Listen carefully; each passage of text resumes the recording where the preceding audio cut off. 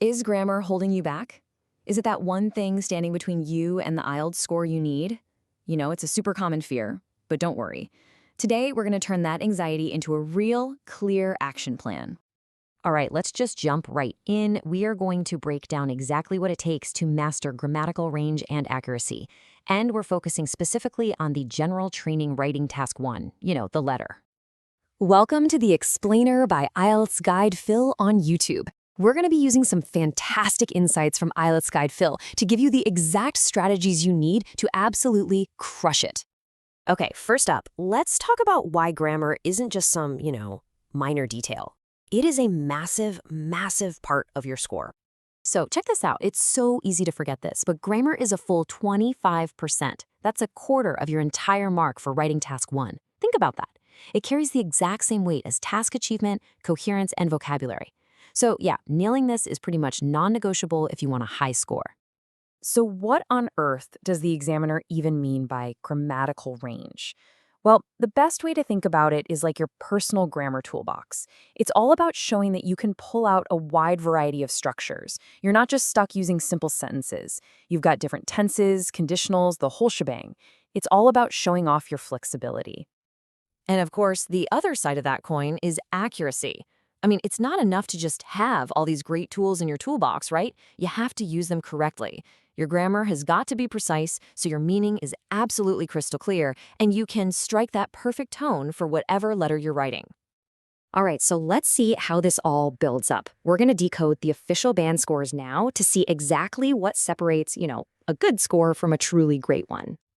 Okay, look at this. You can see the clear progression the examiners are looking for. At a band 5, you're probably using a pretty limited range of structures, and there are frequent errors. Now, to jump up to a band 7, you need to show a variety of complex structures and start producing sentences that are frequently error-free. But what about that top-tier band 9? Well, for that, you need a wide range of structures used with, and I quote, full flexibility, where any little errors are just very rare slips.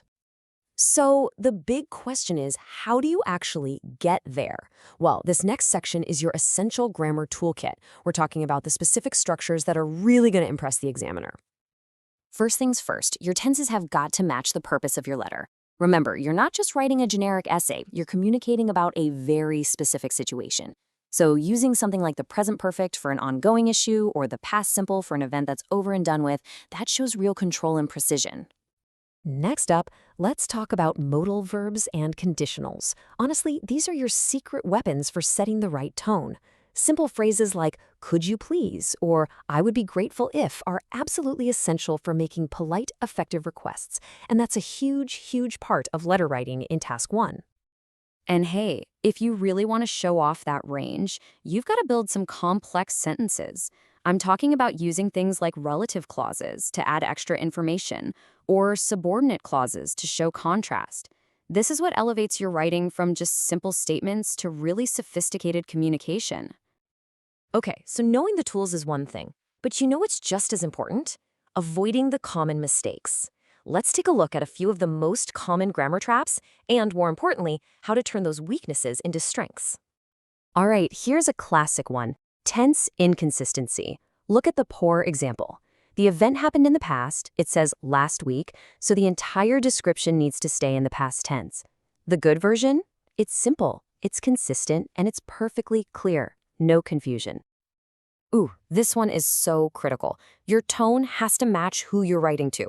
Saying, "Hi there, I'm really mad," might be fine if you're texting a friend, but in a formal letter of complaint, it just completely undermines your credibility. The correct version is professional, and it gets straight to the point, but politely. Just look at the difference here. "You must help me" sounds like a really rude demand, doesn't it? But just by switching to "I would be grateful if you could," you transform that same request into a polite and professional one. See? Choosing the right modal verb is absolutely key to getting the result you actually want.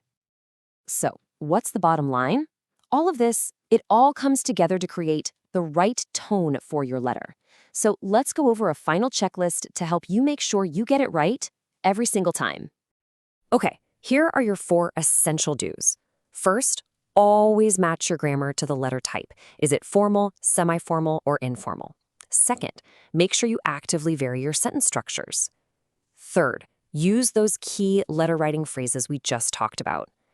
And finally, and this is a big one, maintain a consistent tone from the very beginning to the very end. And now for the don'ts, the big pitfalls to avoid. First, whatever you do, don't mix your formality levels. Next, don't try to be so complex that your message actually gets lost. Clarity is king. Also, avoid using contractions like can't or don't in formal letters.